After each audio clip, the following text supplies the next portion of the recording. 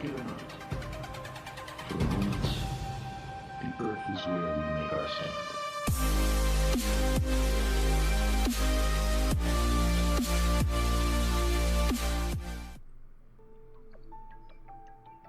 No, really, I do.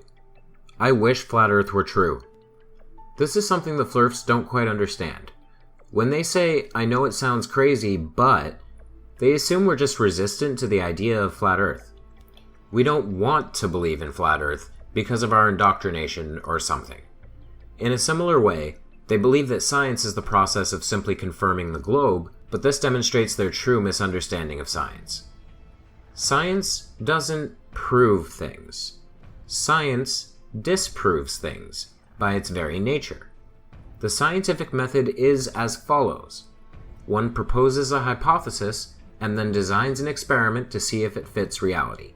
They ensure the experiment involves only the components of their hypothesis and keeps out any other possibility as best they can. Then they perform the experiment, and after a long period of detailed analysis, they decide if the results are positive or negative.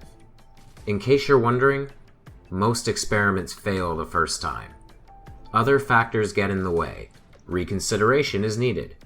It's a process of disproving everything else until you're left with the only realistic conclusion. Setting all of that aside, I wish the experiments came out in the Flat Earth's favor. Wouldn't that be fascinating? I can only imagine a world where physics tips upside down, space ceases to exist, and the entire cosmology of the universe is completely redefined. I write science fiction because the rest of the universe fascinates me, and if the Earth was flat, I would still write science fiction. I'd tell stories about journeying outside the firmament, or exploring beyond the ice wall, or even spelunking down in shale. Recently, while talking with the Shills, I was introduced to something by none other than our very own logical troglodyte, called Koreshanity. This was a religious pseudoscience cult that did the whole utopian commune thing, and believed in a unique form of hollow earth theory. It posits that the Earth and universe are contained within a concave sphere, or cell. Interestingly enough, the center of this universe is not the Earth, but the Sun. It's kind of like a Dyson sphere. Sun-worshipping Satanists, I knew it. I'll be honest, I was a little enamored with this Koreshanity cult. I was reading up on them for a few hours, and I quickly decided this was going to be a novel. This was great. After all my research, I have the makings of my very own Discworld, turtles included. I like turtles. I live for learning about things that change my whole understanding of existence, and Flat Earth could do that if it was true. It could rock my very foundations if it was true.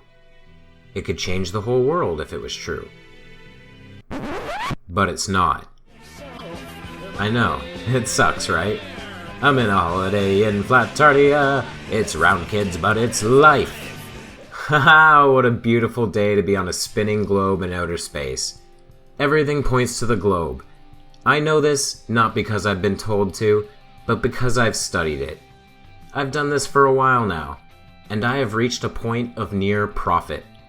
I now know everything that is going to be told to me based on the things I say and the questions I ask. So I'm going to end this little skit with a few questions for Flat Earthers, knowing full well already what their answers will be. First off, regarding the pressure gradient. You know the gradient exists. Most of you even acknowledge it. So answer me straight and true. Where does the pressure stop decreasing, and why? I posit that it doesn't. It continues until it reaches a relative 0 point.